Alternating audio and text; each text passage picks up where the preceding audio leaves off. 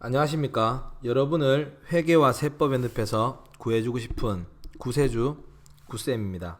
자, 이번 강의는 지난번 강의에 이어서 재무상태표에 대한 분류를 계속적으로 강의하도록 하겠습니다. 자, 지난 시간에 제가 투자자산까지 설명을 드렸어요. 맞죠? 자, 그 다음에 나오는 자산이 뭐가 있느냐? 비유동자산 안에 유형자산과 무형자산이 있습니다. 자, 유형자산과 무형자산 정의, 장기간, 영업용, 됐습니까? 요거는 제가 유형자산 할 때도 많이 강조했죠. 장기라는 표현과 영업용이라는 표현이 들어가야 될 거고요. 형체가 있으면 유형, 형체가 없으면 무형이다라는 거. 됐습니까? 뭐 개정 과목에는 이런 것들, 토지, 건물, 구축물이 유형자산일 거고, 무형자산에는 산업재산권, 소프트웨어, 영업권, 개발비 등이 있을 겁니다. 됐습니까? 자, 그 다음에 나머지를 기타 비유동자산이라고 하는데, 기타 비유동자산은 특별한 정의는 없어요. 특별한 정의는 없고 그냥 투자, 유형, 무형을 제외한 나머지 자산을 전부 다 기타 비유동으로 분류할 수 있다라는 겁니다. 여러분들은 이 자산 분류를 정확하게 해 주셔야지만이 재무제표 분석을 정확하게 할 수 있고, 그 다음에 여러 가지 각종 투자 비율들 같은 거 산정할 때도 뭐 한다고요? 정확하게 산정할 수 있으니까 구분하는 방법을 꼭 좀 이해해 주시기 바랍니다. 자, 요걸 제가 간단하게 말씀드려 보면 이렇게 볼 수 있겠죠. 자산은 크게 두 가지로 분류할 수 있다. 유동자산과 비유동자산으로 분류할 수 있습니다. 자, 이 유동과 비유동을 구분하는 기준은 1년 기준으로 분류를 할 수 있을 거고요. 맞습니까? 자, 다시 유동자산은 당좌자산과 재고자산으로 구분할 수 있어요. 재고자산은 무슨 목적이라 했죠? 그렇죠. 판매 목적이고요. 자, 그 다음에 당자는 유동자산 중에 재고를 제외한 자산들을 전부 다 당자라고 보시면 될 겁니다. 자, 그 다음에 비유동자산은 네 가지가 있었어요. 투자, 유형, 무형, 기타 비유동. 네 가지가 있는데요. 자, 일단은 비유동자산은 정의가 1년을 초과하기 때문에 모두가 장기란 말이 붙어야 돼요. 장기. 됐습니까? 자, 그 다음에 투자는 회사 상관없죠. 회사 사업과 상관없기 때문에 비업무용, 비영업용 이렇게 보시면 되고요. 자, 유형과 무형은 회사 영업용입니다. 회사 업무에 쓰는 겁니다. 형체가 있으면 유형, 없으면 무형, 나머지 기타 등등 이런 것들은 기타 비유동으로 분류하시면 된다. 우리가 간단하게 제가 이렇게 정리해드리면 이렇게 우리가 자산을 분류할 수 있다라는 겁니다. 아시겠죠? 자, 이렇게 해서 재무상태표에 대한 자산을 분류했습니다. 자산은 크게 보면 유동과 비유동, 세부적으로 분류하면 당자, 재고, 투자, 유형, 무형, 기타 비유동으로 분류할 수 있다라는 거 기억해 주시고요. 자, 그 다음에 두 번째 부채. 자, 부채는 정의가 어떻게 되느냐? 부채도 여러분들 빚이잖아요. 맞죠? 이 빚이 왜 생겼냐 이거죠. 과거에 돈을 빌려왔으니까, 물건을 사오고 돈을 안 줬으니까. 맞나요? 그래서 똑같이 기업에 과거 뭐가 있어야 된다고요? 사건이 있어야 된다. 사건. 똑같이 뭐가 있어야 된다고요? 사건이 있어야 된다는 거. 그 다음에 현재 시점에서는 갚아줘야 될 의무가 있죠. 현재 시점에서는 의무가 발생할 거고요. 현재 시점에서는 의무가 발생할 거고, 그 다음에 이걸 갚아주기 위해서는 미래에 돈이 나갈 겁니다. 이걸 우리가 경제적 효익의 유출이라고 보시면 된다라는 거. 됐습니까? 이렇게 알아두시면 되고요. 자, 여기서 그러면 제가 간단하게 하나 정리를 해드리면, 자산과 부채의 정의가 비슷했다. 맞죠? 자, 과거 시점, 현재 시점, 미래 시점을 봤을 때 자산 같은 경우와 부채 같은 경우를 비교해 보시면 자산은 과거 사건이 있어야 됩니다. 부채도 과거 사건이 있어야 되고요. 그 다음에 현재 시점에서는 뭐 한다고요? 보유하고 있는 권리가 있어야 되고요. 부채는 지급해야 될 의무가 있다라는 거. 그 다음에 미래 시점에서는 이 자산에 대해서 현금의 유입이 발생하죠. 근데 부채는 뭐가 된다? 유출이 발생한다라는 겁니다. 그래서 요거를 서로 상대적으로 봤을 때 이렇게 비교해서 보시면 여러분들이 조금 더 많다, 이해하기가 편하실 거다라고 보고 제가 정리해 드린 거니까 요걸 한번 좀 봐주시기 바랍니다. 자, 그러면 부채는 크게 두 가지로만 분류합니다. 유동부채와 비유동부채. 똑같이 이 유동이란 건 시간이 흘러가면서 형태가 바뀐다라는 건데, 부채라는 건 형태가 바뀐다라는 게 결론은 상환이 된다는 얘기겠죠. 맞죠? 그래서 유동부채는 보고기간 종료일 언제입니까? 12월 31일을 기준으로 상환일이 1년 내에 다가온다면 유동부채, 1년 내에 다가오지 않는다, 그럼 1년을 초과한다는 얘기죠. 이 말의 의미는 1년을 뭐 한다는 얘기입니까? 초과한다는 얘기입니다. 결론은 1년 내에 갚는 날이 된다면 유동부채, 1년을 초과한다면 비유동부채가 될 거다라는 겁니다. 특히 유동부채 쪽에서는 여러분이 좀 주의 깊게 보셔야 될 개정 과목이 유동성 장기부채. 맞나요? 우리 결산하면서 봤죠? 장기 차입금이 상환일이 1년 내에 도래하는 경우 유동성 장기부채로 바꿔주셔야 되고요. 자, 그 다음에 비유동부채에는 장기 차입금, 퇴직급여 충당부채, 사채가 있습니다. 맞죠? 수업 목적으로 하시는 분들은 특히 전산 세무 2급 정도 수준부터는 이 사채가 좀 중요할 거예요. 사채를 좀 아셔야 되고, 그 다음에 퇴직급여 충당부채 쪽에서는 퇴직급여 충당부채뿐만 아니라 퇴직연금에 대한 회계 처리도 정확하게 같이 조금 알아주시면 감사하겠다라는 거 됐습니까? 요렇게 해서 부채를 분류할 수 있다라는 겁니다. 자, 그 다음에 마지막으로 이제 자본. 자, 우리가 자본 같은 경우에는 개인 기업은 자본이 자본금으로만 구성되어 있기 때문에 크게 문제될 게 없습니다. 맞죠? 자, 근데 법인 기업은 이 자본이 조금 복잡하게 구성되어 있어요. 자본이. 자, 자본은 별다른 정의는 없죠. 자산에서 부채를 차감한 것이다 라는 거. 맞나요? 자산에서 부채를 차감한 것이다 라는 거 알아두시고요. 자본은 다른 동의어를 좀 알아두시면 감사하겠습니다. 자, 다른 동의어가 뭐 있느냐? 자산에서 부채를 빼고 남았는 순수한 자산이다 해서 다른 말로 순자산이라 불렀죠. 맞죠? 순자산이라고도 불렀고요. 그 다음에 회사가 가지고 있는 자산에서 뭐 한다고요? 부채를 다 갚아주고 나면 회사 자기 거에 대한 순수 몫이다 해서 뭐라고도 부른다? 자기자본이라고도 부릅니다. 자기자본. 그래서 다른 말로 이 부채를 뭐라 부르냐면, 부채를 다른 표현으로 우리가 타인자본이라고도 불러요. 뭐라고도 부른다고요? 타인자본. 됐나요? 자, 자본을 자기자본, 부채를 타인자본이라고 부른다라는 거. 자, 그 다음에 자본은 또 투자했는 사람 몫이겠죠. 맞죠? 투자자의 지분이라고도 부르고요. 그럼 부채는 뭐냐면 돈 빌려준 사람, 채권자의 지분이다라고 부릅니다. 알겠습니까? 이렇게 된다라는 거 같이 동의어를 좀 봐주시기 바랍니다. 자, 자본은 크게 분류를 몇 가지로 한다고요? 5가지로 할 겁니다. 자본금, 자본잉여금, 자본조정, 기타 포괄손익 누계액, 이익잉여금, 이렇게 5가지로 분류합니다. 자, 이 5가지로 분류하는데요. 자, 자본금은 일단은 투자자에 대한 출자금을 말하는 건데, 이 출자금은 여기서 주의해야 될 부분이, 출자금 같은 경우에는 법인기업은 투자하는 시점이 다 다를 거란 말입니다. 그리고 그 투자하는 시점에 따라서 돈의 상대적인 가치도 다를 거고요. 기업의 가치도 상대적으로 달라질 겁니다. 그러면 실제로 투자했는 절대값의 금액으로 가지고 투자금을 산출한다면 조금 문제가 발생할 거예요. 예를 들어서 20년 전에 10억을 투자한 사람과 그 다음에 오늘 짜서에 10억을 투자한 사람을 동일한 지분이라고 보면 좀 문제가 생기겠죠. 그래서 자본금은 항상 투자를 받은 만큼 회사가 뭘 발행해 주느냐? 주식을 발행해 줍니다. 됐습니까? 이 주식 수에다가 곱하기 뭘 하면 된다고요? 액면 금액을 하시면 된다라는 거. 자, 요거 무조건 암기 부탁드리겠습니다. 암기 꼭 해주세요. 자본금은 무조건 액면 금액 곱하기 발행 주식 수다라는 거 알아두시고요.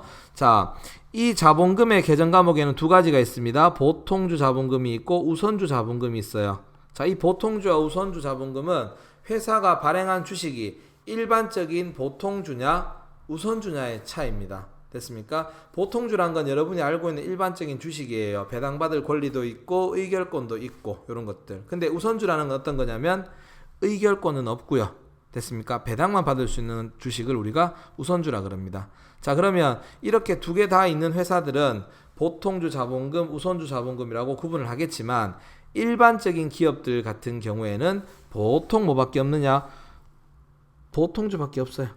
맞죠? 그래서 이 보통주 자본금만 쓰고 일반적으로 우선주 자본금이 잘 없단 말이에요. 그런데 우리가 그때마다 만다고 보통주 자본금 하나밖에 없는데 보통주 자본금 쓰기는 귀찮으니까 보통 이렇게 보통주란 말을 생략하고 자본금이라고 많이 쓰고 있습니다. 그럼 여러분들은 앞으로 자본금이라는 계정이 나오면 그 앞에는 항상 뭐가 생략되어 있다? 그렇죠. 보통주라는 표현이 생략되어 있다는 것도 같이 기억을 꼭 좀 해주시고요. 됐습니까? 자, 그 다음에 자본잉여금이라는 게 있습니다. 자본잉여금. 자, 자본잉여금이라는 거는 회사 자본거래, 회사의 자본을 표시하는 게 주식이었죠. 맞습니까? 이 주식을 거래하면서 발생한 차익이다. 돈 벌었는 거예요, 회사가. 됐습니까? 결론은 이 자본이라는 건 누구와 거래하는 거다? 주주와 거래하는 거다라는 거예요. 됐습니까? 이렇게 주주와 거래하는 거다라는 거 알아두시고 요 자세한 계정들은 자본 파트에서 한번 보시면 될 겁니다. 자, 그 다음에 자본 조정. 그러면 제가 쉽게 설명드리면 자본 조정이란 건 방금 우리가 자본거래상에서 만다고요? 돈을 벌었는 경우도 있겠지만 반대로 손실 볼 수도 있겠죠. 그래서 어떻게 보면 그냥 단순하게 본다 그러면 자본 조정은 손실 본 계정이다라고 보시는 것도 조금 간단하게 볼 수 있을 겁니다. 그런데 정확한 정의는 현재 이 자본을 임시적으로 잠시 만다고요? 자본 전체 금액을 마이너스 시키거나 혹은 만다고요? 플러스 시키는 계정들이다. 임시 계정이다라는 겁니다. 얘들은 영구적으로 존재하지 못합니다. 최대 보통 한 5년 안에는 다 없어져야 되는 것들이고요. 또한 이 계정들도 나중에 자본에서 설명을 드릴 테니까 그때 봐주시면 될 겁니다. 자, 그 다음에 네 번째 기타 포괄 손익 누계액이 있습니다. 여기서 가만히 보시면 얘 같은 경우에는 지금 손익이라 돼 있죠. 수익 비용. 맞죠? 그럼 원래는 손익계산서 가야 되겠지만 얘는 당해연도 손익이 아니라 포괄, 넓은 기간에 손익이 누계 쌓여 있는 것들입니다. 됐습니까? 그래서 이 기타 포괄 손익 누계액은 장기적인 현재 미실현 손익들이다. 이루어지지 않았는 겁니다. 됐습니까? 손에 못 젓는 거죠. 그래서 보통 평가 계정들이 일로 많이 들어와요. 여러분이 앞으로 보셔야 될 계정 중에 가장 중요한 거 하나, 매도 가능 증권 평가이익 또는 매도 가능 증권 평가 손실이라는 계정이 있을 겁니다. 됐습니까? 이런 계정들이 있을 거다라는 거 알아두시고, 이 계정은 나중에 투자자산에서 매도 가능 증권 파트를 설명드릴 때 자세하게 설명을 드릴 거고요. 자, 그 다음에 마지막으로 우리가 볼 수 있는 자본 구성이 이익잉여금입니다. 이익잉여금. 자, 이익잉여금은 손익거래, 수익비용 거래입니다. 이런 거래를 우리가 경상거래, 일상생활에서 하는 거래라고 불러요. 이 경상거래상에서 발생한 이익인데 결론은 이 이익잉여금은 우리가 알고 있는 당기순이익이 매번 쌓이는 겁니다. 개인기업이야 돈 벌었으면 사장님이 다 가져가면 되겠지만 법인기업 같은 경우 투자자가 많단 말이에요. 그럼 벌었는 거를 회사에 쌓아두고 일부는 배당을 하고 계속적으로 만든다고요? 회사 내부적으로 쌓아둔단 말인 거예요. 그래서 그 쌓아둔 돈을 우리가 이익잉여금이라고 부르고 있고요. 자, 이 이익잉여금에는 총 3가지로 구성이 되어 있어요. 이익잉여금은요, 미처분 이익잉여금, 그 다음에 법정적립금, 그 다음에 임의적립금이 있다라는 겁니다. 자, 미처분 이익잉여금은 뭐냐? 그냥 단기 순이익을 모아둔 금액 중에 아직 쓰지 않고 만다고요? 보관하고 있는 금액이에요. 근데 얘들 같은 경우에는 이 미처분 이익잉여금 어떤 특수 목적이 없는 겁니다. 목적 없이 그냥 돈을 쌓아둔 거예요. 자, 그런데 여기에 보시면 적립금들이라는 게 있죠. 얘들 같은 경우는 어떤 특수 목적이 있어서 따로 모아뒀다라는 겁니다. 자, 제가 적당한 예인지는 모르겠지만 항상 수업할 때 드리는 예가 있는데 이렇게 한번 생각해 보시면 될 거예요. 여러분이 예를 들어서 급여를 300만원 받았다. 근데 만약에 썼는 돈이 없다 이거죠. 그럼 요게 일반적으로 보통 예금으로 여러분한테 300만원이 입금될 겁니다. 근데 여러분은 이 보통 예금에 300만원 입금되면 이걸 그대로 가지고 있느냐? 아니죠. 이 보통 예금을 다시 이렇게 쪼개서 어떤 적금이란 걸 가입할 겁니다. 적금, 모아두는 돈으로 따로 적금을 가입할 거예요. 얘 같은 경우는 뭐 집을 사기 위해서 적금을 가입할 수도 있고, 얘는 차를 사기 위해서 가입할 수도 있고요. 얘는 뭐 결혼을 하기 위해서 적금을 따로 모을 수가 있겠죠. 예를 들어서 그럼 각각 적금에 50만원, 50만원을 따로 가입을 시킨다면 보통 예금에는 150만원 밖에 안 남을 거예요. 그럼 여기서 제가 말씀드리고 싶은 거는 어쨌든 이 전체 300만원은 전부 다 본인이 벌었는 급여는 맞아요. 맞는데 여기에서 이 150만원은 어떤 특수 목적이 없죠. 그냥 통장에 넣어놓고 필요할 때 쓰겠다라는 거고, 얘들은 어떤 특수한 목적이 있는 것들입니다. 맞죠? 맞아요. 그래서 우리가 그냥 단순하게 본다면 이런 것들을 미처분 이익령으로 보시고, 이렇게 특수 목적이 있어서 쌓아둔 거를 우리가 적립금이라고 보시면 조금 더 이해가 편하실 겁니다. 됐습니까? 자, 그래서 이익잉여금이라는 거 세 가지, 미처분 이익잉여금, 법정 적립금, 임의 적립금 세 가지가 있는데, 미처분 이익잉여금은 그냥 아무 목적 없이 그냥 쌓아둔 돈이고요. 법정 적립금하고 임의 적립금은 특수한 목적이 있다라는 거예요. 자, 근데 임의 적립금 같은 경우에는 어떤 특수한 목적이 여러분들이 있긴 하지만 말 그대로 이름에 뭐가 붙어 있습니까? 임의라는 말이 붙어 있죠. 그래서 얘들은 여러분 회사가 쓰고 싶으면 쓰고 쓰기 싫으면 쓰지 마라, 마음대로 이름을 적어 쓰시면 돼요. 대표적으로 뭐 많이 보이는 게 배당평균 적립금, 감채 적립금, 사업확장 적립금 등이 있는데, 이런 것들은 이름을 회사의 필요에 따라서 맞춰 쓰시면 되는 겁니다. 자, 그런데 가장 중요한 게 뭐냐? 이 법정 적립금이에요. 법정 적립금. 왜냐? 이름에 왠지 법이 들어갔잖아. 맞죠? 법에서 정한 적립금입니다. 얘는요, 여러분이 선택하는 게 아니라 상법상 뭐라고요? 의무적으로 무조건 모으셔야 돼요. 됐죠? 암기 부탁드리겠습니다. 예, 암기 부탁드릴게요. 시험에 잘 나옵니다. 자, 일단은 이익준비금이라는 계정 과목이 있어요. 딱 한 개만 기억하시면 됩니다. 무슨 계정 과목이요? 이익준비금이라는 계정 과목 기억하시면 되고요. 이익준비금은 무슨 배당? 현금 배당. 자, 금전 배당이라는 게 뭘 말하는 거다? 현금 배당을 말하는 겁니다. 주식으로 주는 주식 배당은 여기에 해당 사항 없다. 우리가 배당을 할 때 현금으로 줄 수도 있지만 주식으로도 줄 수 있죠. 맞죠? 근데 주식은 빼고 순수하게 무슨 배당요? 금전 배당. 현금 배당의 최소 마지노선 몇 퍼센트? 10% 이상을 의무적으로 무조건 모아 주셔야 됩니다. 언제까지?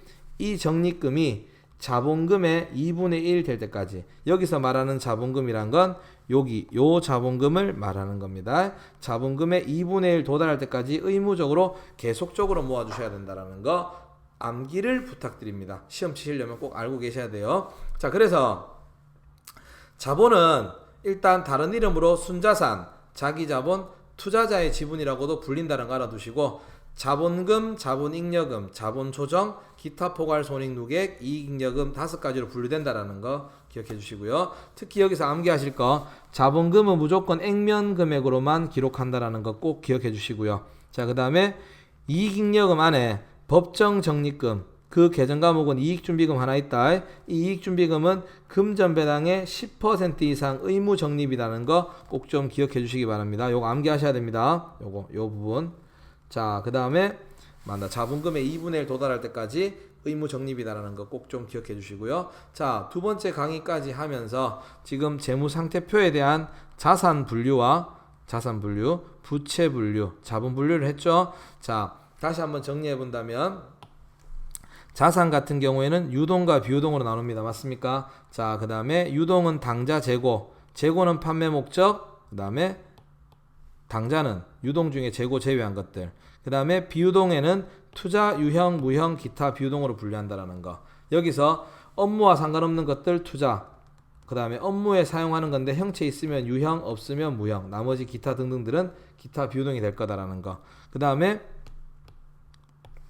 부채는 똑같이 1년을 기준으로 뭘 나눕니까? 유동 부채와 비유동 부채로 나눈다. 이 두 가지는 똑같이 기준을 1년 기준으로 보시는 거고요.